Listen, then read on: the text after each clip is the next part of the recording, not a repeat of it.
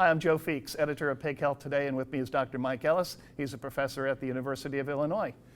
Welcome to Pig Health Today. Thank you, sir. Appreciate it.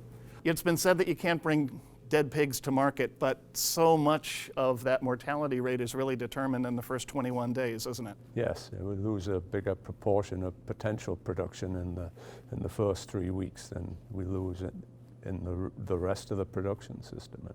And I'm kind of arbitrarily saying 21 days. I mean, that weaning age has been evolving over the last couple of years, right? Yeah, I think most, certainly the producers we interact with, most of them are around the 20-21 days today.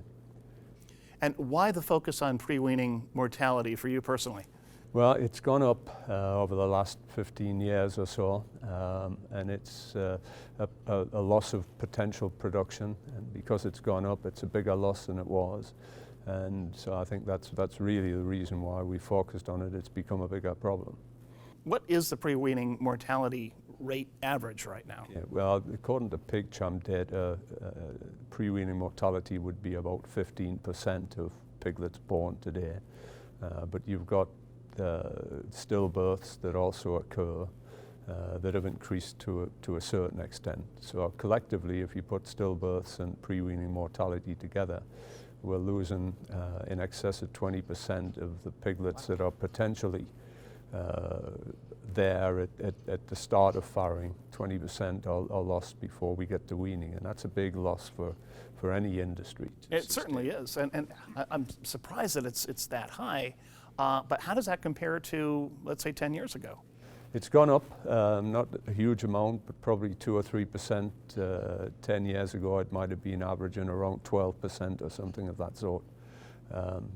So it has increased, not a huge amount, but litter sizes have increased also. So the number of piglets we're using has obviously gone up as well. And that was going to be my next question, because I know litter sizes have gone up considerably. What is the average litter size now? And again, how does that compare? Yeah, it's probably around 15 to 16 total pigs. That would be alive and stillborn.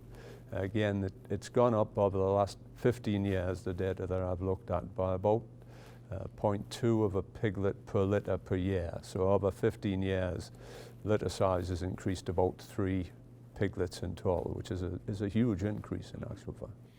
So is this a situation where less is more? Should we be backing off the sizes of the litters so that we can try to reduce the mortality rates of these pigs? No, I don't think that's the approach. I still think from an economic standpoint, having the bigger litters is positive.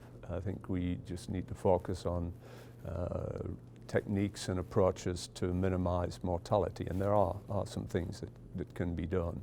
And the best units do very well. I mean, they're at less than 10% pre-weaning mortality. So it's within scope to reduce those numbers significantly. So where are the opportunities for improvement?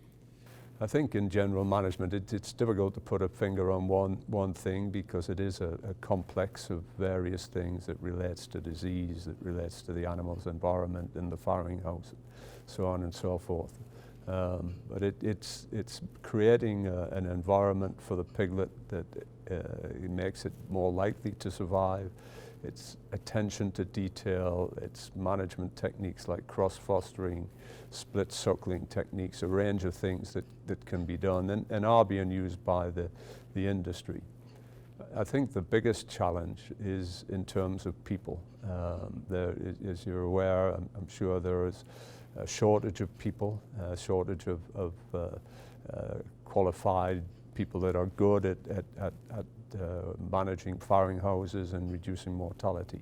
And I think the biggest challenge as an industry is how can we bring in and develop people that are better at reducing mortality, because it's a very people-intensive part of production. You've got to have somebody there in the farrowing house observing, finding pigs that are struggling and doing something about it. So I think if there is one place to start, it would be in finding people that are good at that sort of job. But that's much easier said than done. I mean, how do we, what's the solution? Do we have to have better training programs, better wages?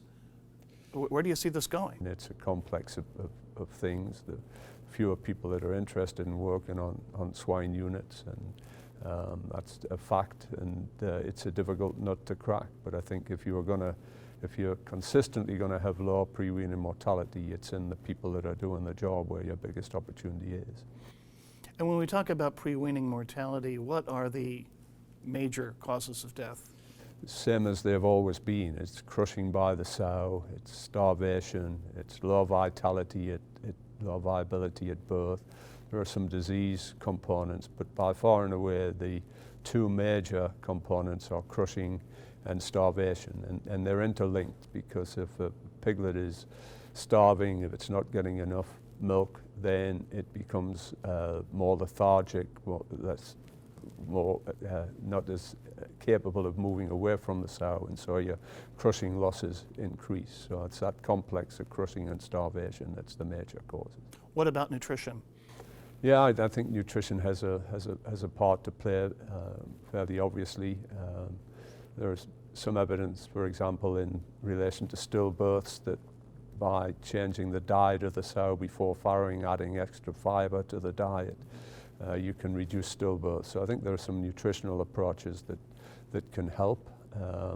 Have you noticed any patterns with pre-wean mortality? Like, in other words, does it tend to be higher on a certain size farm than it might be on another type? I don't think so. I'm not aware of that data, so I haven't looked at it. I think that, again, it comes down to the people that are doing it and who you have in the farrowing house, and I think that's independent of size of farm. What recommendations do you have for producers at this point for trying to hold the line on pre-wean mortality?